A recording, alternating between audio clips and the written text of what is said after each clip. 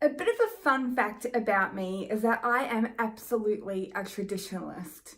I love everything about the royal family. I love Christmas time. I love Easter. I love the meaning behind, all of these different holidays that we celebrate either here in New Zealand, across the Tasman, or of course around the world.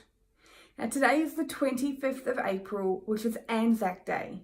So ANZAC Day is a day where we commemorate those New Zealanders and Australians who went to World War I, landed on the shores of Gallipoli in 1914. So at 6 a.m. across both New Zealand and Australia, dawn services start to commemorate those that fought and fell in the War of 1914, World War I, and landed on the shores of Gallipoli. These services run for about half an hour where we gather, we hear stories, we sing our national anthems, the bugle plays the last post, and we give a moment's silence in remembrance.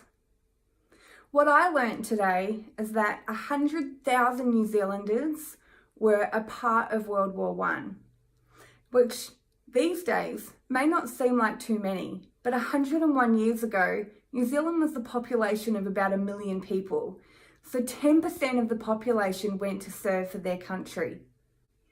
What I also discovered today is that during the First World War, on the shores of Gallipoli, 2,779 soldiers fell, which was a sixth of the total that fought during that war. So being the traditionalist that I am, it was a very early start. The alarm went off at 5. My dad came and picked me up. We went and got my mum, who was slowly arising from bed, and we attended this morning's dawn parade. Followed by which we went to the RSA for a beautiful breakfast from our local community and also those remembering the soldiers and loved ones that either fought in World War I, World War II, or other Peace Corps events in countries such as Iraq and Afghanistan.